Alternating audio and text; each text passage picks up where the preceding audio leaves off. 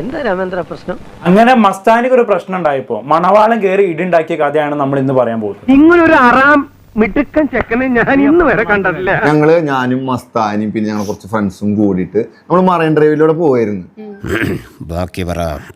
അപ്പോഴാണ് നമ്മള് മസ്താനി വേറെ പെൺകുട്ടിയുടെ ഉണ്ടായിരുന്നു, ഒരു ചെക്കൻ എന്തോ. ഇയാളെ പറ്റി അങ്ങനെ ഒറ്റ വാചകത്തിൽ പറഞ്ഞ ശരിയാവില്ല, ഒരുപാട് പറയാനുണ്ട്. നമ്മളിങ്ങനെ മറൈൻ ഡ്രൈവിലൂടെ ഒക്കെ നടക്കുമ്പോൾ ബോട്ട് വേണോ എന്ന് ചോദിച്ച് പിന്നാലെ വരില്ലേ കുറെ ആൾക്കാർ. അതിലൊരുത്തനും മസ്താനിയെ കണ്ടപ്പോ ഒരു അടക്കം. സത്യം പറഞ്ഞ കാല് മടക്കി കരണത്തിട്ട് ഒരു തൊഴി വെച്ചു കൊടുക്കാൻ തോന്നി. അവിടുത്തെ ഒരു ലോക്കലാണ് അവന് എന്തോ സംഭവം ഒരു അടിച്ച് കിറങ്ങിയിട്ട് എന്തോ സംഭവം എന്തൊക്കെയോ യൂസ് ചെയ്തിട്ടുണ്ടെന്ന് അവന്റെ ഒരു പെരുമാറ്റത്തിൽ തന്നെ മനസ്സിലാവുന്നുണ്ടായിരുന്നു. സംശയമില്ല സാർ.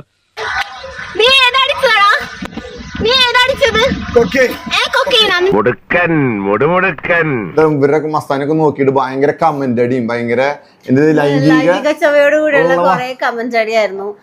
നിങ്ങൾ അവന്റെ കഥകൾ കേൾക്കണം. കഥകളുടെ നിങ്ങൾ ഇതൊന്നും അല്ല ആഴ്ചച്ചെറുക്കാൻ.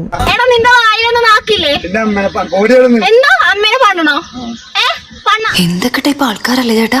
മസ്താനെ കണ്ടപ്പോ എന്തൊക്കെയോ ഒരു ഇതായിരുന്നു. എന്തിന് ഏതിനും പോന്നവനായി ഞാൻ നിന്റെ കൂടെ ഉണ്ടല്ലോ. അതാണ് ഇപ്പൊ എന്റെ ഏറ്റവും വലിയ പേടി.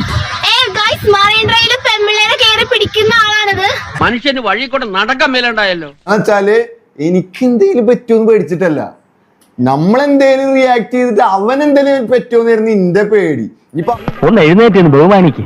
ഇപ്പൊ അവൻ എന്നെ കേറിട്ട് ഇപ്പൊ ഇവരായിട്ടുള്ള വിഷയത്തിൽ എന്നെ കയറി അടിക്കുകയും ചെയ്തു.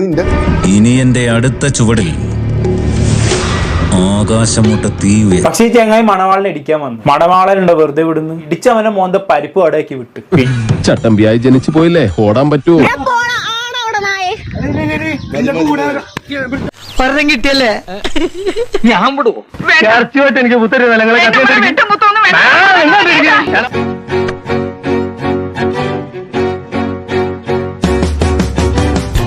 കണ്ടെത്തി പണിയും വരമ്പത്ത് കൂലിയും എന്നാ പ്രമാണം. എന്ന് വെച്ചാൽ കൂലി എത്രയും പെട്ടെന്ന് കിട്ടുന്ന അർത്ഥം. ഇങ്ങനെ വിരോധികളെ പോലെ തല്ലരുത്.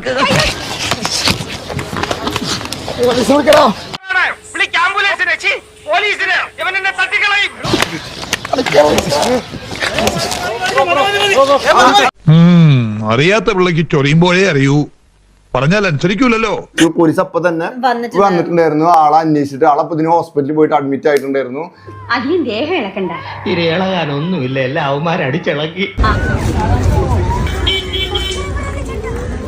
പുറത്ത് പോലീസുകാരിപ്പുണ്ട്, അവരോടകത്ത് കയറി വരാൻ പറ.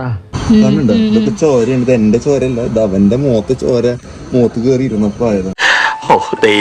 നമ്പൂരിശ, നമ്മളെ മയ്യത്തെടുക്കാൻ നേരായോ നിങ്ങൾ കബഡി വരച്ച് വെച്ചൊന്ന് നോക്കി.